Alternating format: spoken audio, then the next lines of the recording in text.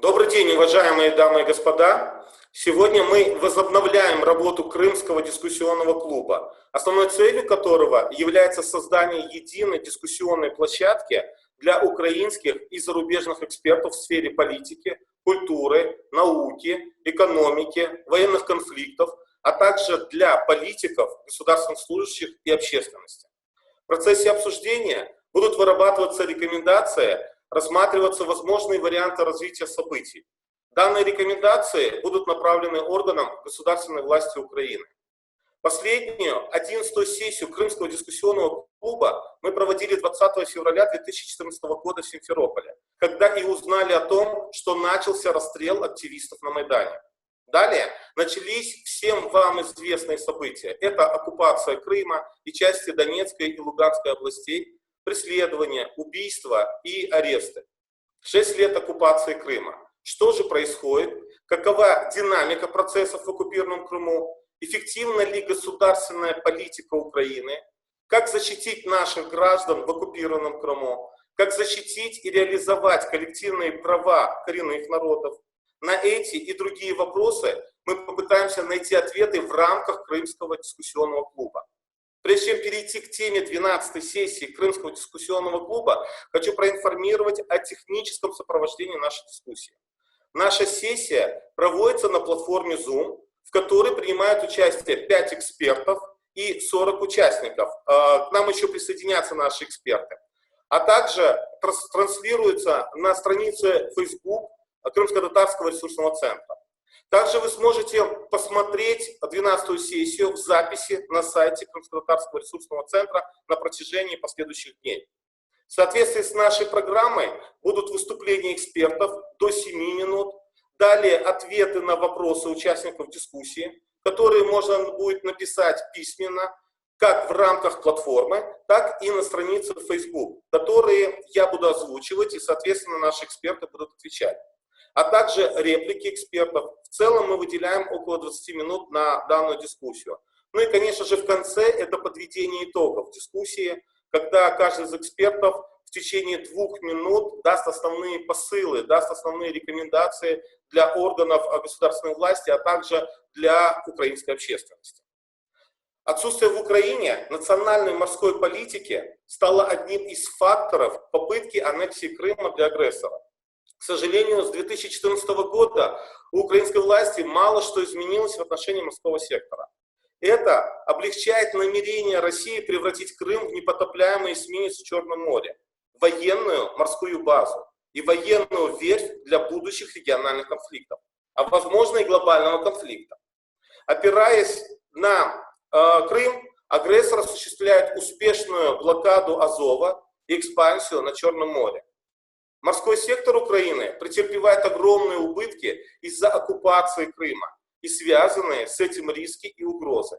Контроль агрессором за прилегающими к Крыму морскими водами образует новые вызовы промышленному рыболовству, безопасности в море, противодействию загрязнению морской среды, а для глобальных систем навигации и картографии. Поэтому мы предлагаем для обсуждения следующие вопросы сегодня. Первое – это Крым как военная морская база агрессора. Второе – оккупация Крыма и морская блокада Украины.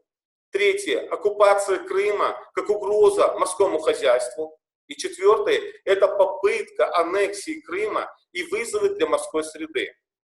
Я надеюсь, что ответы на эти острые вопросы мы попытаемся получить сегодня на протяжении работы нашей 12-й сессии Крымского дискуссионного клуба на тему «Морские измерения оккупации Крыма». Итак, я хочу представить наших экспертов. Андрей Рыженко, капитан 1-го ранга, Богдан Устименко, юрист-международник. К нам еще присоединятся Соломея Бобровская, народный депутат Украины, секретарь комитета по вопросам внешней политики и межпарламентского сотрудничества, Максим Слюсаревский, председатель Федерации морских профсоюзов Украины, и Борис Бабин, доктор юридических наук, профессор, эксперт Крымско-Татарского ресурсного центра. Вести Крымскую 12-ю сессию буду я, модератор Искендер Бариев, председатель правления Крымско-Татарского ресурсного центра, член Меджлиса крымско-татарского народа. Ну и перед тем, как представить слово экспертам, с приветственным словом Приглашаю выступить менеджерку проекта представительства фонда Фридриха Наумана за свободу в Украине и Беларуси, нашего давнего партнера Ирине Старовицкой. Пожалуйста. Добрий день. Маю сьогодні честь вас всіх вітати на сьогоднішньому заході. Мене звуть Ірина Старовицька, я координаторка проєкту фонду Фрідріха Наумана, і я коротко розкажу про наш фонд і нашу співпрацю з Кримсько-татарським ресурсним центром. Фонд Фрідріха Наумана за свободу – це німецький політичний ліберальний фонд, який працює в сфері громадської освіти для дорослих. Ми ліберали, і основна цінність лібералізму – це людина, права людини, свободи. І саме права людини – це фокус нашої співпраці з Кримсько-татарським ресурсним центром. Ми вже співпрацюємо вже близько 10 років, проводимо спільні проекти.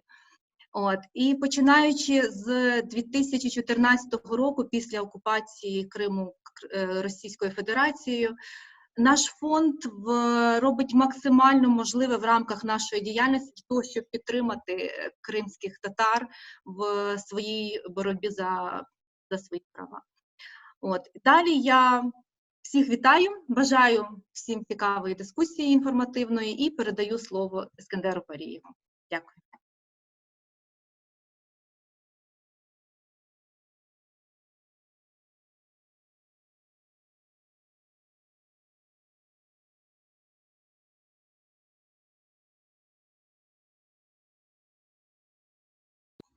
Ескендер, включите микрофон. Извиняюсь, дякую, пани Ирина. А сейчас я хочу предоставить слово, поскольку первый вопрос у нас Крым как военно-морская база агрессора, и предоставить слово пану Андрею Рыженко, капитану первого ранга. Пожалуйста, пожалуйста. Доброго дня, Ескендер. Дякую за запрошення на цей форум. Ну, дійсно, як ви відмітили, Кримський півостров, Крим – це не просто непотопляємий есмінець, це непотопляємий авіаносець російський.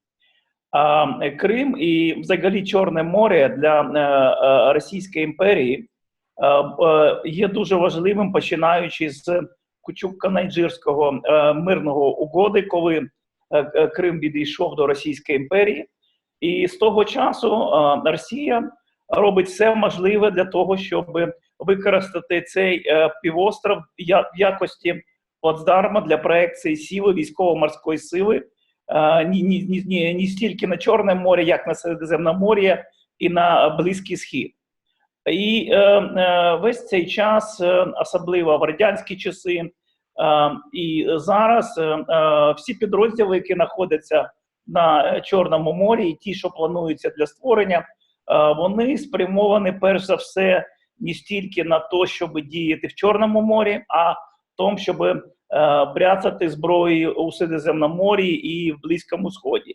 І останні події, які зараз виникають в Сирії, вони цьому підтвердження. Як тільки ми бачимо військово-морську базу Росії в будь-якому регіоні, це автоматично означає, що це первинний плацдарм Росії для вирішення своїх політичних і геостратегічних інтересів. І через це, перш за все, хочу сказати, що Крим і Чорне море має геостратегічне значення для Російської Федерації. І вона буде робити максимально для того, щоб домінувати, мати домінування військово-морське в цьому регіоні. Що стосується України, да, ми знаходимося практично, дистанція дуже-дуже невелика від Кримського півострову, і коли після окупації цього півострову, ну, це стало для нас фактично дуже серйозною небезпекою іменно на морі з морського напрямку. Дистанція між Одесою і Севастополем 150 морських миль. Дуже-дуже невелика дистанція для сучасної боротьби на морі. Ну, для десантного загону, для того, щоб висадитися підрозділом десанту, це фактично декілька годин.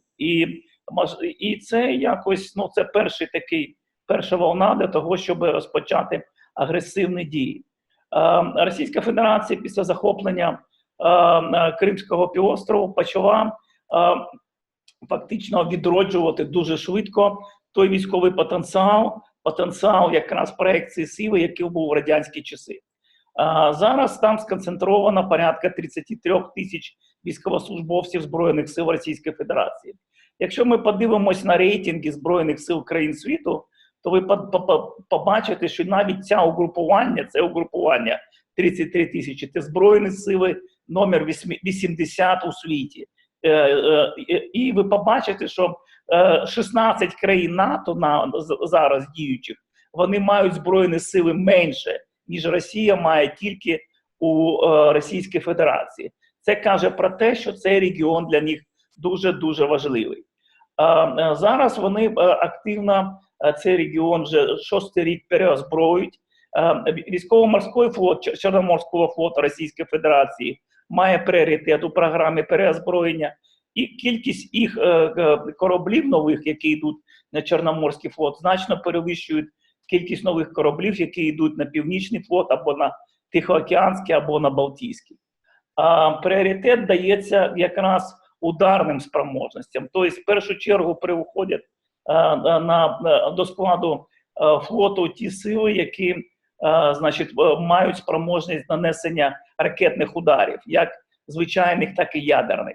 Перш за все, це пов'язано з ракетами «Калібр», відомими, дуже відомими. А вони розташовані як на борту надводних кораблів, так і підводних човнів.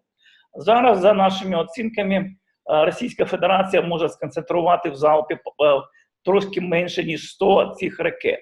Ну, мало чи це багато, можу сказати, якщо це буде ракета в оснащенні з ядерною бойовою частиною, це дуже-дуже багато. І та шкода, яка може бути нанесена, вона досить значна. І в основному це райони європейський театр, по якому можуть наноситися ці удари. Що стосується військово-морських сил України, дійсно загроза ця дуже велика, тому що Російська Федерація поступово витісняє нас з наших суверенних вод. Зараз ми не контролюємо 80% наших суверенних вод. В основному це ці води навколо Криму, це наша виключно морська економічна зона. Російська Федерація захопила і здійснює видобуток корисних копалин з об'єктів морської індустрії України, з газових платформ. І це досить така велика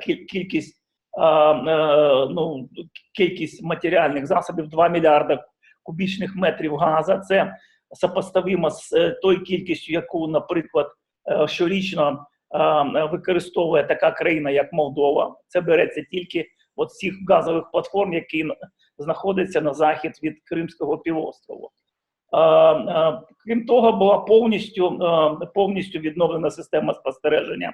Зараз Чорноморський флот, він практично впритул спостерігає ту ситуацію, яка знаходиться на морі. Були розташовані, знаєте, 6 новітніх підводних човнів класу «Кіло» Варшавянка на Чорному морі. Опять же, їх функції виключно ударні. Це резерв Чорноморського флоту, резерв Росії на виняток того, що буде виникнути глобальний конфлікт. Тому що всі вони – це носії крилатих ракет «Калібр». Сучасно, оскільки така йде, скажімо, підготовка вивчення театра для Російської Федерації, дійсно засоби, вони такі гібридні. Через те застосовуються маніпуляції нормами міжнародного морського права, на користь Росії дійсно застосовуються норми угоди СОЛАС, яка передбачає захист людини на морі. І це все сфокусовано на те, щоб витіснити з центральної частини Чорного моря фактично до територіальних вод всіх сусідів Російської Федерації. І якщо не буде такого сконсолідованого рішення країн чорноморських стосовно того, щоб свої права відстоювати на морі, то наслідки можуть бути дуже-дуже негативними. Через це Україна і військово-морські сили своє майбутнє, свою діяльність ми пов'язуємо якраз з тим, що з колективними зусиллями. Це в першу чергу роль НАТО, Північно-Атлантичного альянсу в Чорному морі. Кількість патрулювань цих кораблів альянсу збільшується. Також ми дуже активно маємо співпрацю з країнами Чорноморського регіону в плані підтримання морської безпеки. Підсумовуючи, хочу сказати, що Чорне море зразка 2020 року, воно дуже-дуже відрізняється від того, що було 6-7 років тому назад. І якщо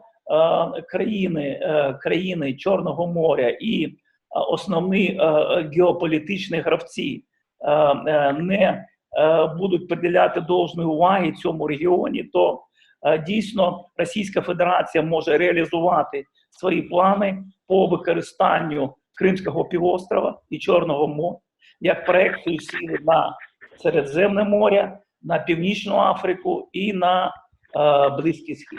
Дякую.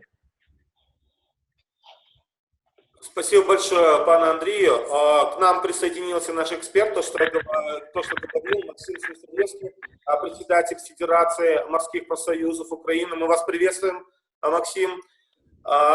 Я хочу, нам написали, тоже нас смотрят, в том числе и из Румынии. Правда, написали, что не совсем хорошо понимают по-украински, но мы говорим как и по-русски, так и по-украински. Я думаю, что все равно можно понять, и поэтому по возможности мы, конечно, будем доносить информацию, и если будут возникать вопросы, то пишите по-русски, то, я думаю, наши эксперты смогут все равно ответить.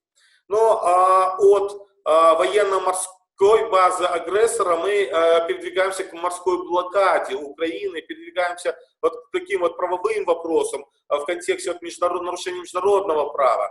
И сейчас я хочу предоставить слово господину Богдану Устименко, юристу-международнику, человек, который делает много исследований в этом вопросе. Пожалуйста. Добрый день, уважаемые коллеги. Меня зовут Богдан, фамилия Устименко. Я буду говорить на русском языке, учитывая то, что нас слышит международная общественность, что вдвойне приятно.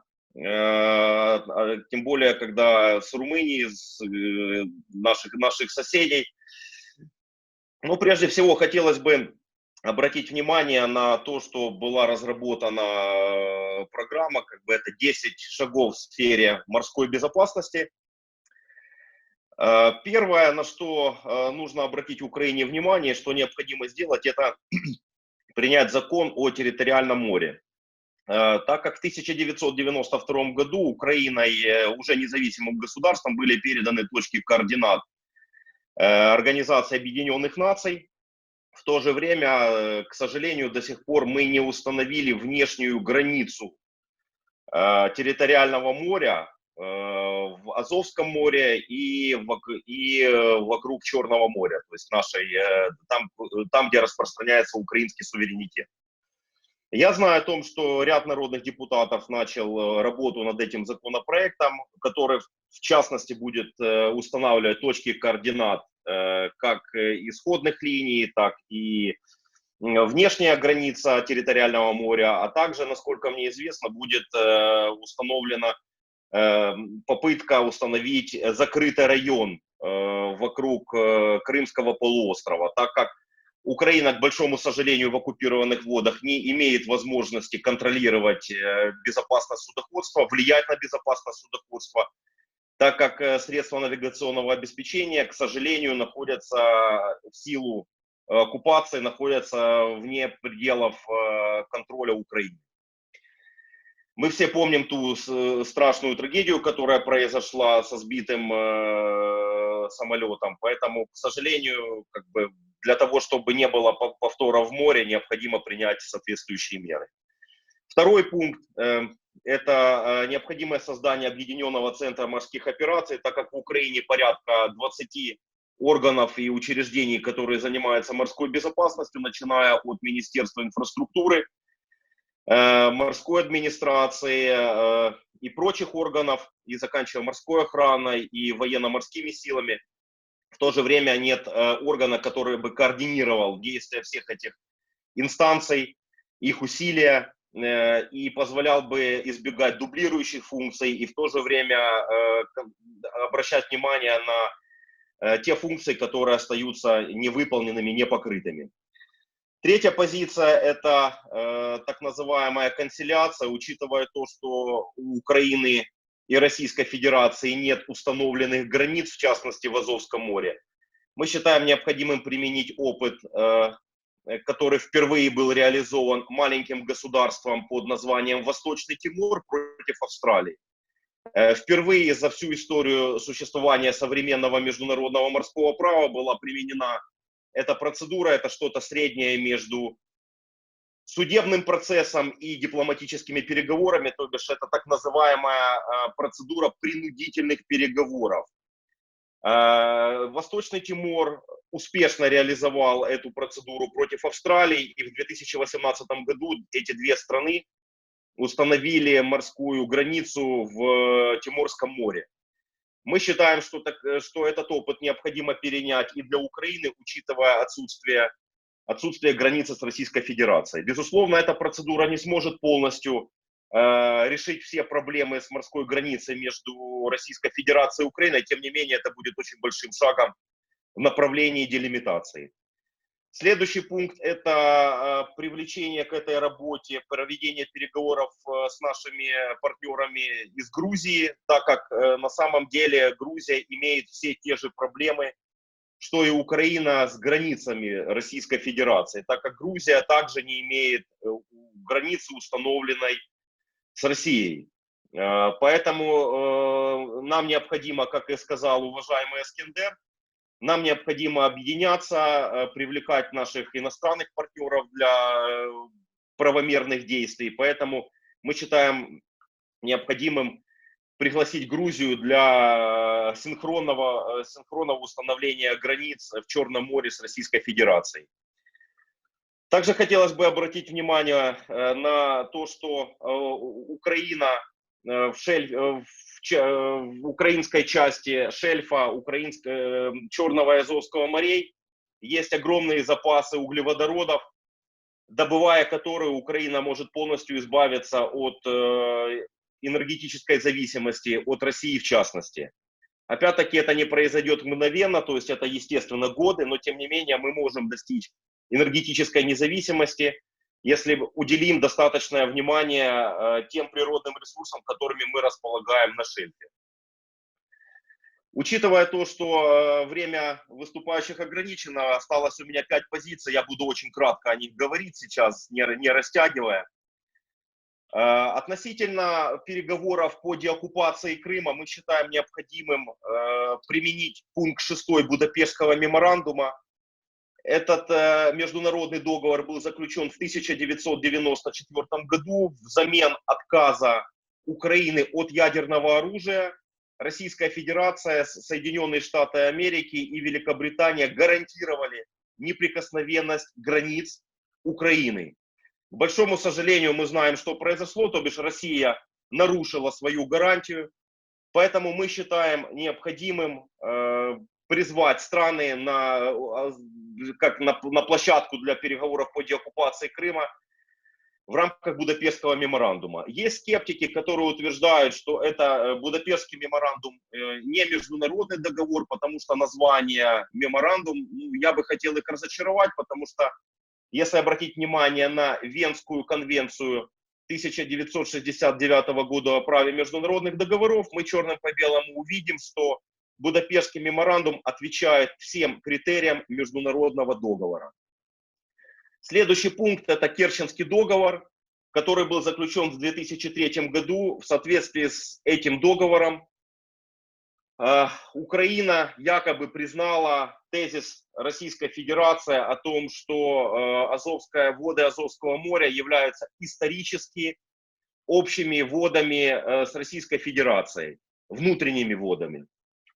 Но дело в том, что это не соответствует действительности, так как такие страны, как Российская Федерация и Украина, появились на политической карте в 1991 году. Поэтому, в общем-то, в масштабах истории нельзя говорить, утверждать о том, что это море является исторически российским и украинским. В то же время, если принимать во внимание тезисы Конвенции ООН по морскому праву, то воды Азовского моря не могут быть внутренними водами Российской Федерации и Украины, так как внутренними водами в соответствии со статьями 8 и 10 Конвенции ООН по морскому праву это только те воды, которые могут принадлежать одному государству, и они расположены от берега вглубь суши государства. Я так своими словами передать, чтобы не отягощать внимание юридической казуистикой. Более того, Керченский договор был заключен под принуждением, то бишь Леонид Данилович Кучма, который являлся президентом Украины в 2003 году, поддался на манипуляции и угрозы со стороны Путина. Все мы помним Тузлинский инцидент, когда был фактически со стороны режима Путина был спровоцирован чуть ли не вооруженный конфликт. Для того, чтобы избежать смертей тысяч украинцев, Кучма был вынужден подписать этот Керченский договор.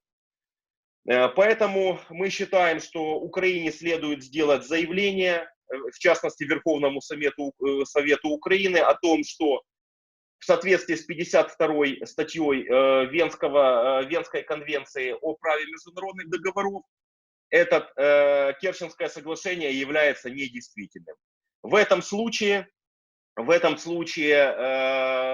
тогда могут беспрепятственно абсолютно заходить военные корабли других государств, в частности военные корабли НАТО, так как в соответствии со статьей 37 Конвенции ООН по морскому праву Керченский пролив является международным, так как он соединяет исключительные экономические зоны как Азовского моря, так и Черного моря. И у меня осталось два тезиса, очень кратко. Хотелось бы отметить, что необходимо принять Украине целевую программу поддержки судоходства. Такая программа была принята и действовала в 2002-2006 годах. И после нее, то есть это как бы было возрождение своего рода навигационно-гидрографической вообще сферы Украины, которая, к сожалению, сейчас она как бы незаслуженно в Украине забыта. Вот. И последний тезис, это мы считаем, что необходимо ввести уголовную ответственность за пребывание и использование территориальных вод, оккупированных вокруг Крыма. Считаем, что необходимо ввести за такие противоправные действия уголовную ответственность на нарушителей этого запретного района. Это уголовная ответственность и введение новой статьи в Уголовный кодекс позволит преследовать нарушителей с помощью механизмов Интерпола по всему миру. То есть где бы они ни находились. В России, если они выйдут куда-то в зарубежную командировку или в отпуск куда-то за пределы Российской Федерации, Украины, любой другой страны, то бишь правосудие может их настигнуть, используя механизмы Интерпола. Опять-таки повторюсь. Спасибо, это вкратце все, потому что как бы, время ограничено, к сожалению, нет возможности говорить больше о каждом из этих тезисов. Спасибо большое за внимание. Спасибо господину Устименко. Я напомню о том, что вот нам тоже пишут, что хотелось бы, чтобы на английском языке. Я думаю, следующие наши сессии, они будут синхронным переводом, потому что действительно тема очень актуальная, очень интересная, и она интересует не только граждан Украины, экспертов, но интересует и людей, экспертов за пределами Украины. И действительно, она достаточно обширная, и, возможно, мы будем к ней неоднократно возвращаться. Кроме того, тезисы наших выступающих, наших экспертов мы будем печатать на сайте, где вы сможете подробно познакомиться. И, соответственно, если у вас будут в последующем вопросы, мы, соответственно, будем постоянно в коммуникации с нашими экспертами, которые всегда смогут дать определенные ответы. Ну и, конечно же, когда мы говорим о морском секторе, мы не можем не говорить о людях, о тех же рыбаках, о тех же сотрудниках, о тех же моряках и так далее. Поэтому я сейчас хочу предоставить слово руководителю Федерации морских профсоюзов господину Слюсаревскому. Пожалуйста, пан Максим.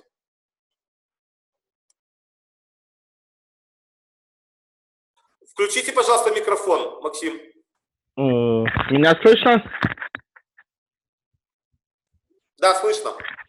Я хочу согласиться с предыдущим человеком, который говорил, и немножко эту тему развить. Потому что у нас есть очень большая проблема, это привлечение наших граждан Украины к деятельности, которая, ну, скажем так, вот, связана с обеспечением оккупированной территории. То есть, допустим, у всех на слуху есть судно «Белатрикс», да, которое недавно затонуло. У нас есть обращение от человека. Сейчас мы работаем с этим моряком, чтобы он написал обращение в правоохранительные органы, потому что человек немножко сомневается. Но это судно, оно работало. И со слов этого человека, моряка, который работал на борту этого судна, оно заходило в Крым. Соответственно, очень большое количество наших моряков украинских, они привлекаются к работе на таких судах. К сожалению, я пока еще не слышал, чтобы реально кто-то был привлечен к уголовной ответственности за то, что он поставляет моряков на такие суда. Вторая проблема – это аэропорт Симферополя. То есть очень большое количество моряков, им судовладельцы, крюинги покупают билеты для того, чтобы они вылетали в рейс через аэропорт Симферополя. Формально это нарушение украинского законодательства. Но то, что мы видим на практике, когда, допустим, такой моряк на пароходе заходит в Одесский, Ильичевский, Южный порт, здесь ограничиваются только административной ответственностью. То есть у моряка берут показания, не идет дальше процедура разобраться, а кто моряку купил этот билет. Его купил крюинговый агент, или, может, этот билет человеку купил судовладелец. Если это купил этот билет судовладелец, то это уже судовладелец должен нести ответственность. То есть я абсолютно согласен с предыдущим оратором, что надо ужесточать законодательство и вводить более жесткую ответственность для тех лиц, которые занимаются, скажем так, косвенной поддержкой оккупационных властей, чтобы это не был просто формальный административный штраф, а чтобы эти дела доходили до реальной уголовной ответственности. Это то, что я бы хотел сказать как председатель морских профсоюзов. Как как председатель общественного совета при морской администрации Украины, я хотел бы сделать акцент на вопросе безопасности в морских портах Украины. Потому что вот, ну, по работе часто персонально посещаем суда иностранные, украинские суда там и так далее. Я лично не один раз на судне сталкивался с представителями того же регистра судоходства Украины.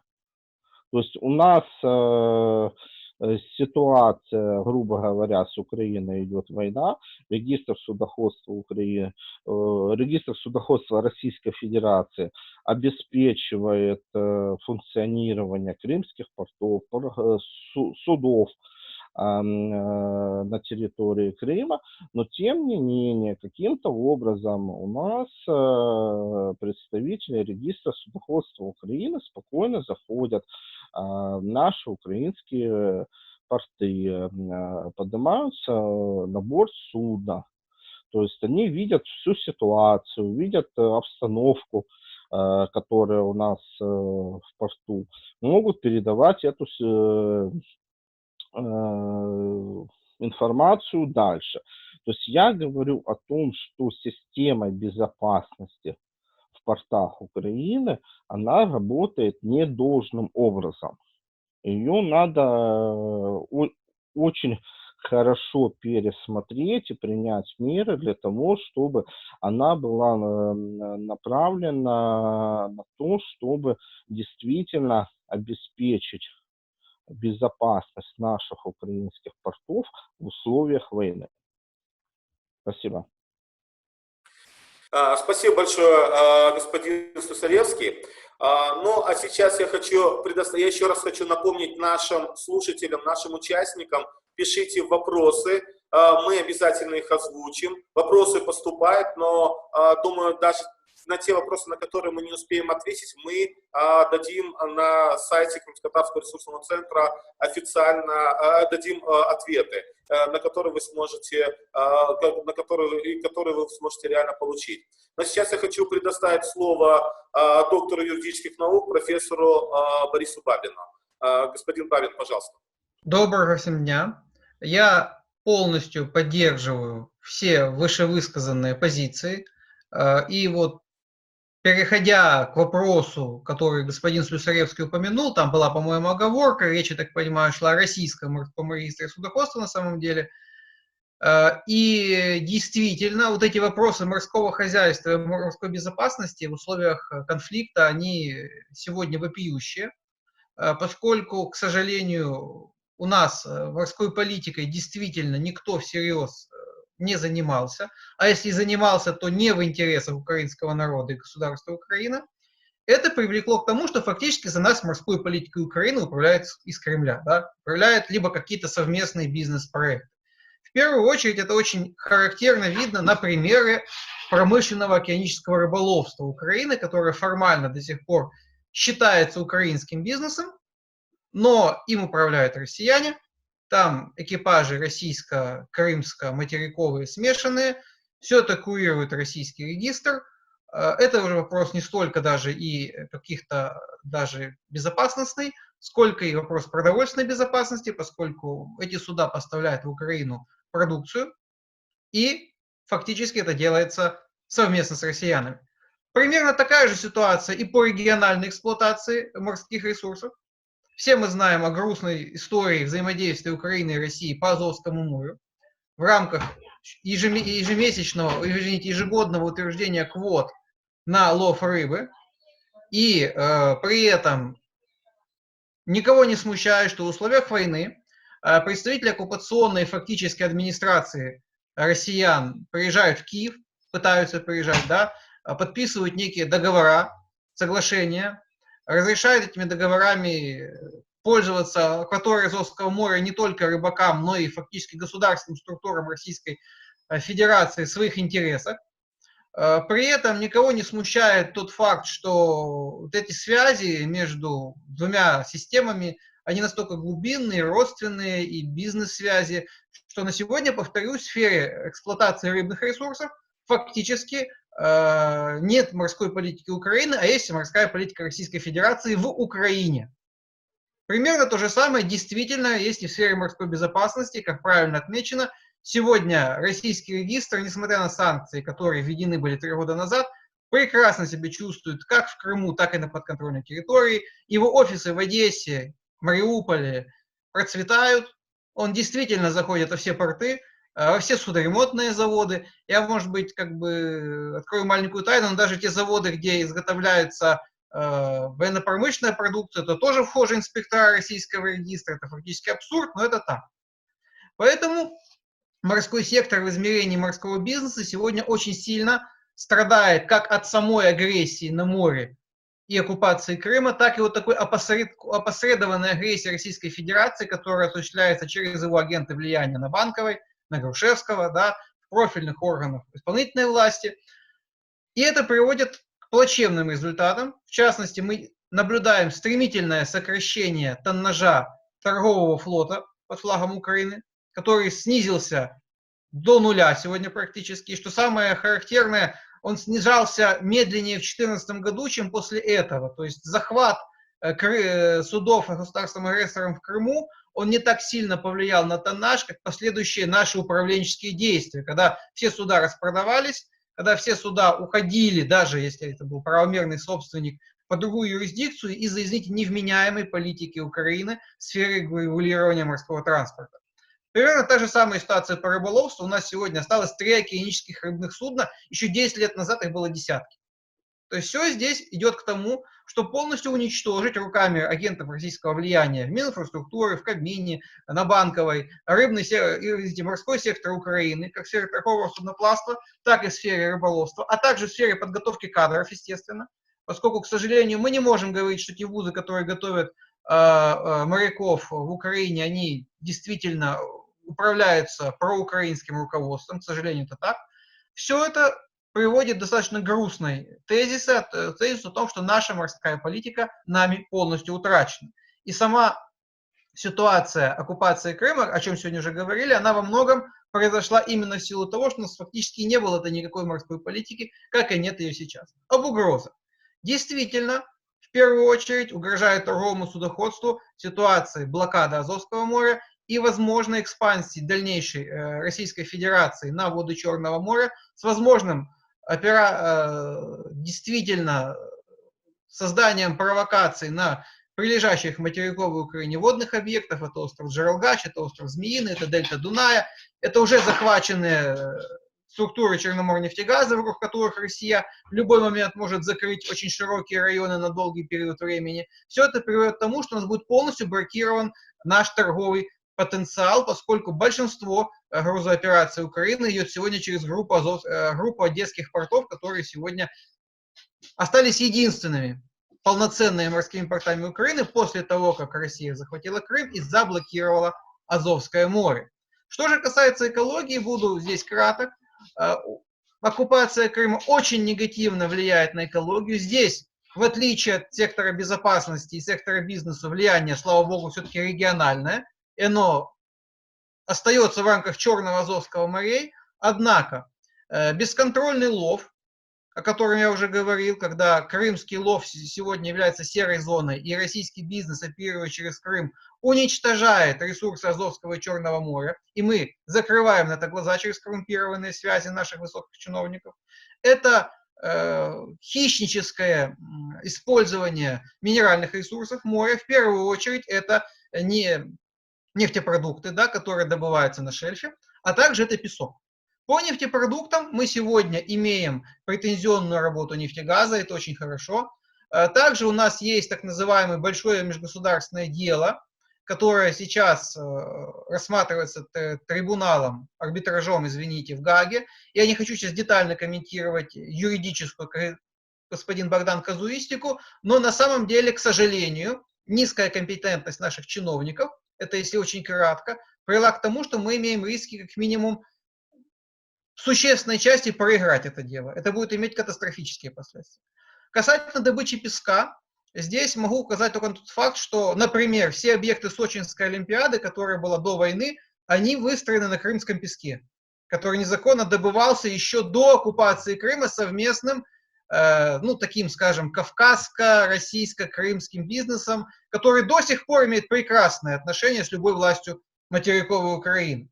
Поэтому сегодня не стоит удивляться тому, что, к сожалению, этот бизнес процветает, уничтожаются запасы песка. Это имеет стратегическое значение, поскольку запасы песка Каркинического залива, они являются местом выгула рыб всего Черного моря. Мы уничтожаем полностью кормовую базу для всех государств Черного моря, включая Турцию и Румынию, и Болгарию. Ну, не мы, россияне, мы на это молча смотрим.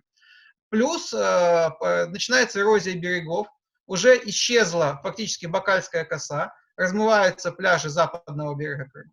Также мы имеем воздействие на экологию моря через неконтролируемые судозаходы в Крым. К сожалению, там есть разливы, к сожалению, там есть выбросы, которые никто не учитывает, поскольку все судовладельцы чувствуют там себя предельно комфортно, никто никаких претензий не может выдвинуть правомерных. Также мы видим увеличение сбросов с береговых источников, в первую очередь в силу милитаризации Крыма, это результаты военных действий. Также мы видим, что Российская Федерация, увеличивая население полуострова на сотни тысяч человек. Мы имеем фактически официальную позицию их чиновников, что в Севастополе сегодня не 400 тысяч человек живет, а 700. Так вот, они, извините за подробности, не обеспечивают их канализацией. Да? И все это перенаселение Крыма, среди всего прочего, оно еще влияет на загрязнение биоотходами прибрежных акваторий. Черное море очень хрупкое, оно ранимо к таким вещам, как и Азовское, впрочем. Если же говорить о нашей реакции, то на сегодня единственным таким более-менее позитивным событием я вижу сегодняшнее заявление парламента касательно российской агрессии. Там впервые развита морская тематика, впервые констатирована угроза из Крыма, о которой говорит господин Рыженко, не только Украине, да, но и всему региону Средиземноморья, Близкого Востока и Африки. Это очень хорошо, что мы такие вещи называем впервые, наверное, в мире публично.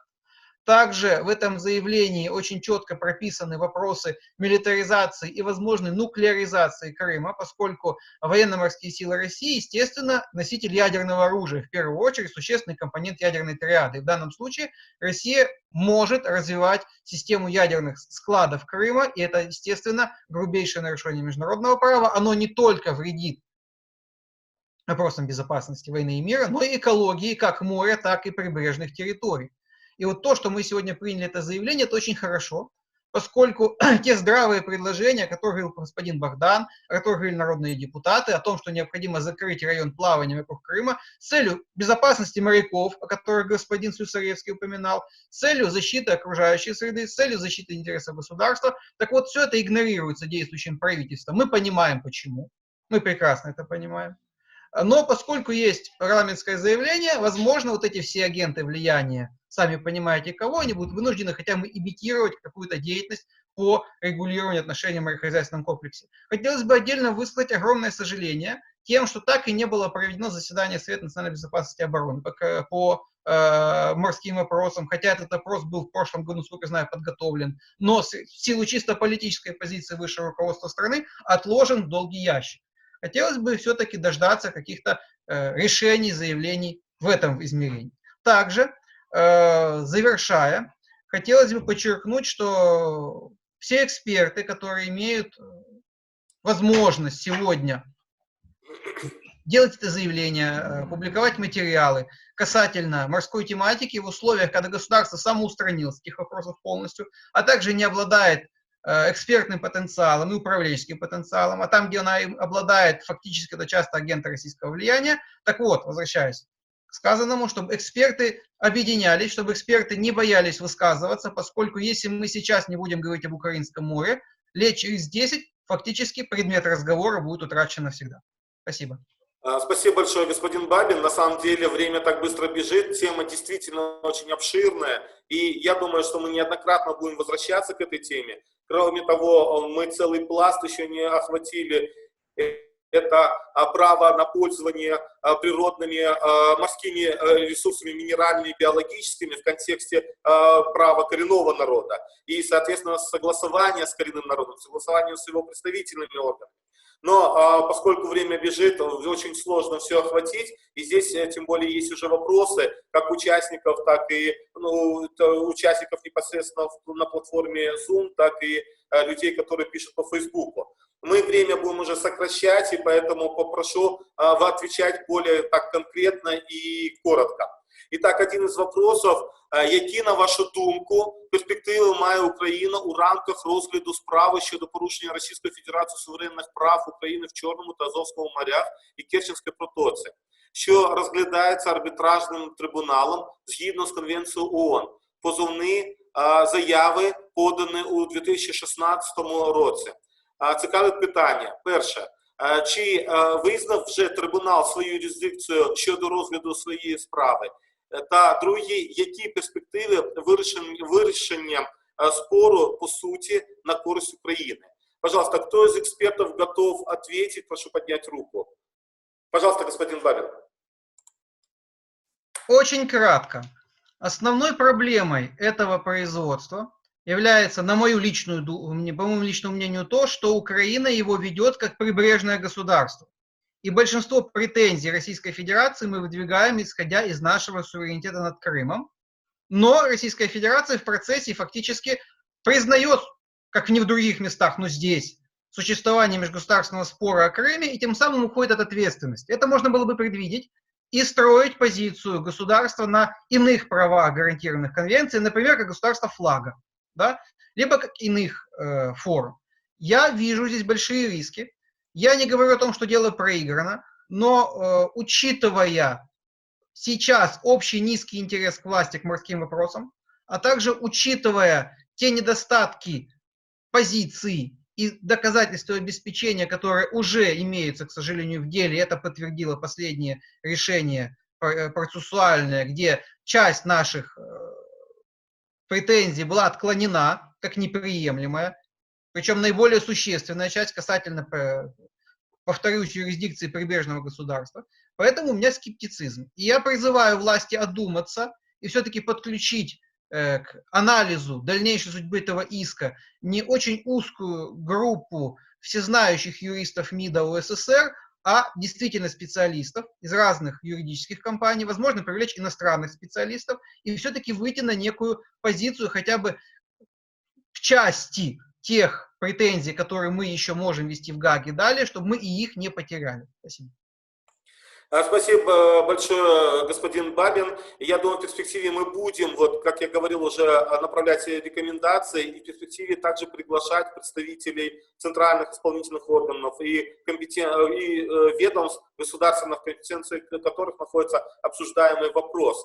А если добавить кто-то из экспертов по данному вопросу, если достаточно ответа, то тут еще есть вопросы. Скорее всего, он адресован, я так понимаю, господину Стименко. Существует ли мировая практика закрытых районов территориального моря? Меня слышно, да? Дело в том, что такая практика действительно существует. Мы можем обратить внимание на Грузию.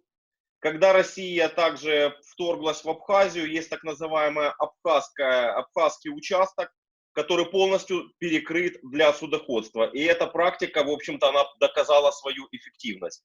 У Грузии, я повторюсь, очень много общих проблем с Украиной, общих проблем, связанных с Российской Федерацией и с агрессией Российской Федерации.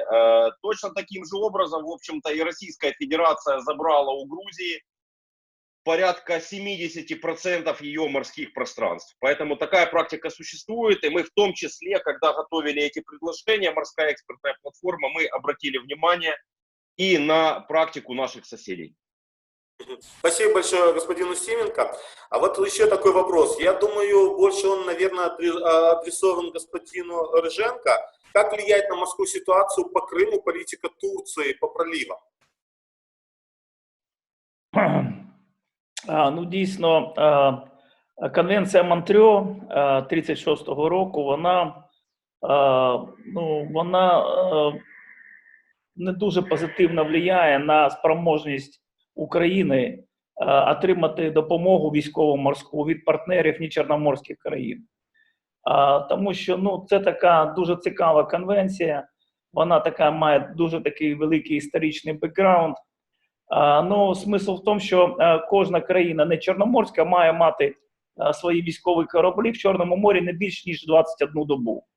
І це впливає на можливості наших партнерів, в першу чергу це країни НАТО, Сполучені Штати, Велика Британія, інші країни, направляти свої кораблі для допомоги нам.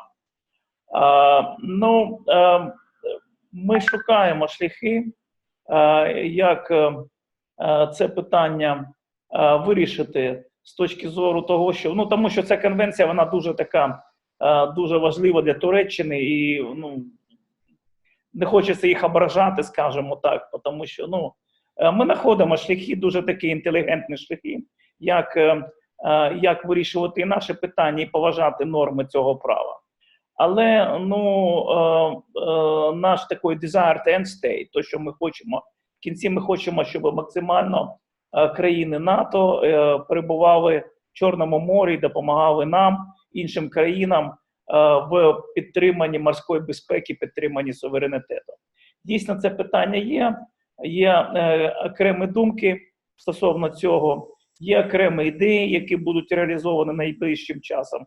Я не буду казати, які. Но робота така йдеться. Ну, скажімо, Конвенція Монтрё історична така дуже специфічна угода, яка дійсно обмежує можливість перебування в Чорному морі військових кораблів не чорноморських країн. Ну, тут таке дуже таке багатостороннє питання. Ну, ми про це знаємо, ми про це турбуємося і працюємо над цим.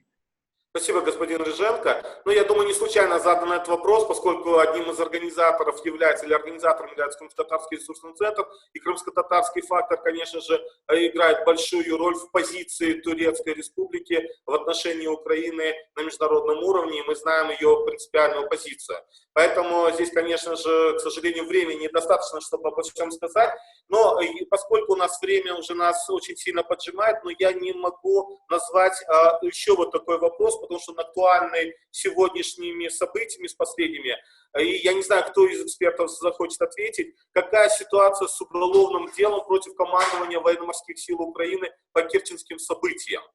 Кто готов ответить? И я прошу очень коротко, и потом мы будем резюмировать, потому что наше время истекает.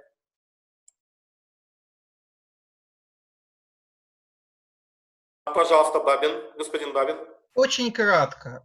Я с огромным скепсисом отношусь к данному уголовному производству, поскольку его риски для наших международных исков, в частности упомянутого в Гааге, очевидны. Раз мы ставим под сомнение право Украины проводить собственные корабли по собственным водам, очевидно, возможно, это не совсем наши воды, либо не совсем наши права. То есть это действие в рамках права, оно явно вредит национальным интересам. С точки зрения безопасности есть другой фактор. Любые разговоры о возможном подозрении высшим офицерам флота за исполнение ими, по сути, правомерных указаний высшей власти, они, естественно, деморализуют полностью военно-морские силы и лишают их всяческой воли к сопротивлению, поскольку они понимают, что любые действия по противодействию российской агрессии закончатся для них уголовным преследованием ДБР. Это очевидно. Я думаю, что здесь стоит вернуться к тому заявлению, которое сделала Украинская морская платформа экспертная. Там это все очень детально расписано, оно поддержано в прессе. Мы же, как эксперты, лично я, ожидаю первое, наиболее быстрого прекращения неправомерных уголовных разбирательств. Здесь речь даже не о подозрении кому-либо, да, о самом факте, о том, что это всерьез расследуется на таком уровне, а также мы настаиваем на том, что те лица, которые выносят это в измерение деморализации флота и в измерение разрушения нашей позиции на международных площадках правовых, они уже в свою очередь понесли ответственность за совершенные ими, очевидно, служебные преступления. Спасибо.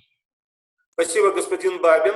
Кто-то может добавить или хочет добавить из экспертов? Пожалуйста, господин Мустименко, прошу коротко. Я очень коротко полностью поддерживаю то, что сказал профессор Бабин. У вот этого уголовного дела есть две стороны медали, скажем так. Первая. Сам факт расследования этого дела уже 11 месяцев, так как я напоминаю, что, что дело это инициировал господин Портнов.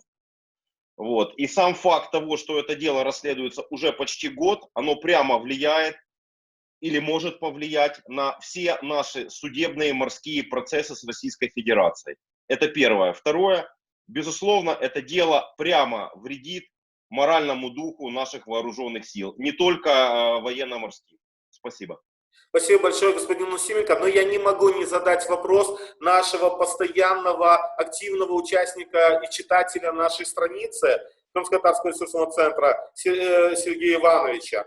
Щодо закриття Босфору для Чорноморського флоту і російських експортно-імпортних вантажів як на судах під прапором Російської Федерації, так і під прапорами інших держав. Які можливості?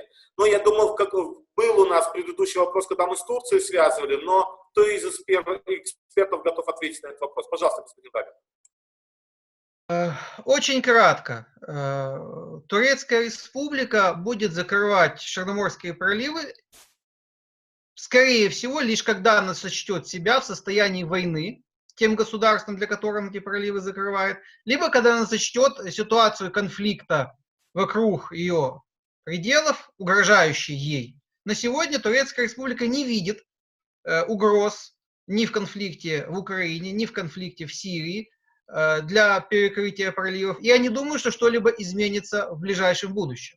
Но хочу акцентировать внимание, что помимо вопросов проливов, есть еще вопрос судоходства по Дунаю, где Российская Федерация абсолютно неправомерно пользуется правопреемством СССР и может эксплуатировать эту речку под своим флагом, на что она права не имеет, это не море, и все на это молчаливо согласились.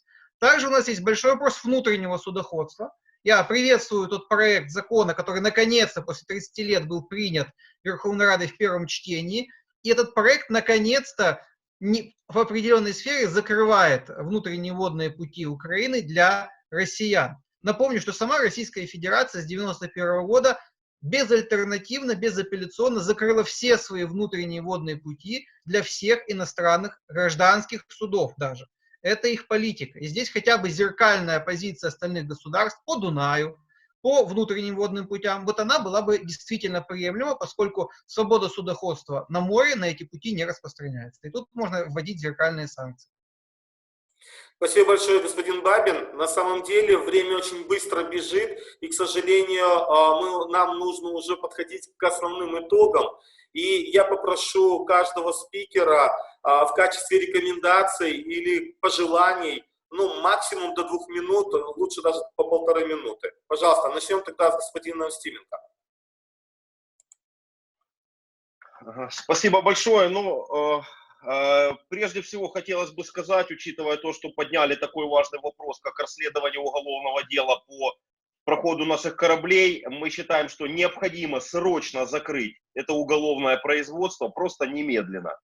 Это первая рекомендация. Вторая рекомендация. Всеми силами способствовать тому, чтобы закон о территориальном море был принят в ближайшее время. Это предельно важный закон для нашей национальной безопасности и обороны. Следующий вопрос. Необходимо на уровне РНБО рассмотреть вопрос о принудительной процедуре, которая будет направлена на делимитацию Азовского и Черного морей с Российской Федерацией.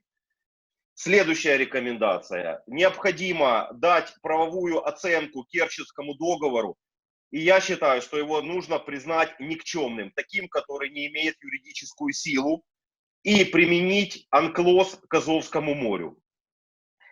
Ну, наверное, вот это плюс-минус, это основные вопросы, которые критично важные. А так, в принципе, морская экспертная платформа, куда, кстати, входит и Борис Бабин, мы открыты всегда для консультаций, для работы с органами государственной власти. Welcome, пожалуйста, мы готовы дополнительную информацию предоставить. Спасибо большое. Спасибо большое господину Устименко. А сейчас я хочу предоставить слово господину Риженко. Дякую. Перш за все, я хочу сказати стосовно військового аспекту. Україна має розвивати свої військово-морські сили, особливо надводні сили, надводні кораблі. Багато про це йде розмови в пресі, але потрібно переходити до фактичних якихось кроків. Всім відома стратегія військово-морських сил 2035, є погляди на розвиток надводних сил. Найбільш оптимальним, з моєї точки зору, є москітний флот, невеликі катери, які будуть спроможні захищати країну від агресії, стримувати противника і захищати економічні інтереси України в суверенних водах виключно морської економічної зони і в територіальному морі. Це, в принципі, таке основне, що стосується наших національних інтересів на Чорному морі. Треба поглубляти нашу співпрацю з регіональними країнами, в першу чергу з Румунії, з Болгарії, з Грузії, стосовно інтересів безпеки на морі. І потрібно співпрацювати з Північно-Атлантичним альянсом з тою метою, щоб той баланс сил, щоб не давати Росії проводити подальшу експансію вод Чорного моря і відновити той баланс, який був до 2014 року, навіть до 2008 року, коли почалася ця агресія проти Грузії. Оце такі 3 позиції мої. Дякую. Дякую, пане Андрію. А сейчас я хочу предоставить слово господину Слюсаревскому. Пожалуйста, микрофон включите. Со своей стороны я хочу сделать акцент на следующих моментах. Первое – это контроль за пересечением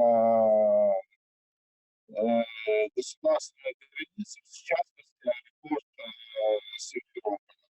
Надо более жестко относиться и к тем людям, которые, то есть те люди, которые улетают через этот аэропорт, они должны понимать, что они действительно нарушают. Это, на мой взгляд, это не должно ограничиваться. Господин Слюсаревский, у нас со звуком какие-то помехи произошли. Поправьте, пожалуйста. Угу. Слышно? Да, отлично. Это первое. Это аэропорт Симферополя. Я считаю, что те люди, которые пересекают государственную границу через аэропорт Симферополя, они должны нести более серьезную ответственность. И надо сосредоточиться на том, чтобы привлекать к ответственности тех людей, которые морякам покупают билеты через аэропорт Симферополя. Второй момент – это безопасность в портах. То есть порт Одесский, Ильичевский, Южный, Николаевский – это не, то есть это место общественного, то есть там привозятся грузы государственного значения. И надо пересмотреть систему безопасности. То есть те лица, которые имеют отношение к оккупации Крыма, они не должны иметь доступ, те лица, которые имеют отношение к Российской Федерации. Очень строго надо смотреть, кого пропускать в порт, это стратегический объект. И надо очень хорошо проверять тех лиц, которые получают пропуск в порт. Это второе. Третье, то, что Борис отметил, это учебные заведения, морские учебные заведения. Есть компании крюинговые, которые открыто поддерживают оккупацию Крыма. Мне абсолютно не нравится, когда такие крюинговые компании выступают спонсорами учебных заведений. И нашим ребятам, студентам навязывается изначально какая-то идеология, может быть навязана. Вот эти три момента, которым надо особо уделить внимание. Спасибо большое, господин Слюсаревский. Ну и ваши рекомендации, профессор Бабин. Ну, в первую очередь хотелось бы вернуться к вопросу о том, что наконец-то нужно набраться хоть немножко смелости высшей власти, провести заседание РНБО по морским вопросам, принять эти непростые решения, возможно, в закрытом режиме, но принять их, либо сказать, что мы отказываемся от Украинского моря, но сказать это, глядя в глаза не Путину, а украинскому народу. Это первое, основное. Я полностью поддерживаю все предыдущие позиции, которые высказывали остальные выступающие. Также хотел бы добавить, что морская экспертная группа, платформа, мы на самом деле уже подавали достаточно сконсолидированные предложения, в частности, министру иностранных дел Украины по их инициативе. Пока мы не видим никаких ответных действий. Возможно, что-то произойдет в исполнительной власти, на что я надеюсь.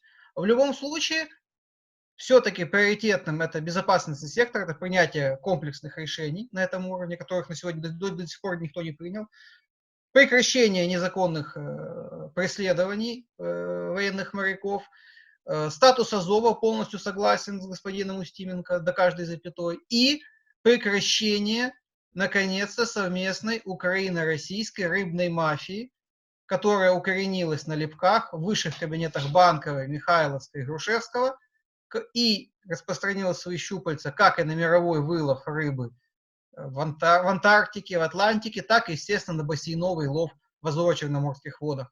Поскольку море нам нужно в первую очередь для процветания украинского народа, для этого нужно обеспечивать силой оружия наш торговый флот и наше рыболовство, что мы не делаем, и мы должны этим начать заняться. Спасибо. Спасибо, господин Бабин. К сожалению, время подошло к концу. И действительно есть еще вопросы, и я буду просить наших экспертов ответить на ряд вопросов, на которые мы просто не успели ответить сейчас, ответить публично. Но я думаю, наши слушатели обязательно получат ответы, и мы над этим поработаем активно. Как я обещал, Крымско-Татарский ресурсный центр соберет вот эти рекомендации, соответственно, будет адресовывать письмом, официальным письмом в те органы государственной власти Украины, компетенции которых находится та или иная рекомендация. И, соответственно, конечно же, мы будем опять же советоваться с нашими экспертами, и эти материалы обязательно попадут на столы наших чиновников, для того, чтобы при формировании государственной политики в контексте моря как раз-таки учитывались мнения экспертной среды, мнения ученых и мнения людей, которые имеют огромный опыт в данной работе. Ну и я еще раз хочу напомнить о том, что данная наша сессия, она велась, скажем, уже онлайн, и мы вели запись. Она будет размещена полностью на сайте Крымско-Татарского ресурсного центра, и вы сможете дополнительно просмотреть, изучить и, соответственно, понять те вопросы и те ответы, которые мы получили. Ну и, конечно же, я обращаюсь сейчас к нашим слушателям. Пишите нам. Мы будем проводить крымские дискуссионные клубы на разные темы, и на экологические, и на права коренных народов, и на темы деоккупации Крыма и так далее. И, соответственно, конечно же, мы будем рады, если вы будете присылать те вопросы, которые вас наиболее волнуют. И, кроме того, мы, конечно же, будем учитывать и будем рады вашему активному участию, потому что проблему Крыма, проблему оккупации Крыма мы должны поднимать на самый высокий уровень, для того, чтобы все-таки приблизить тот час и то время, когда Крым будет деоккупирован, когда прилегающее море к Крымскому полуострову будет полностью подконтрольным украинскому государству, и когда мы все вместе сможем спокойно жить, как граждане Украины, на своей родной земле. Потому что здесь в нашей дискуссии участвовало, насколько я знаю, как минимум 4 крымчан. Ну и, конечно же, всех остальных украинцев мы всегда ждем на родной земле.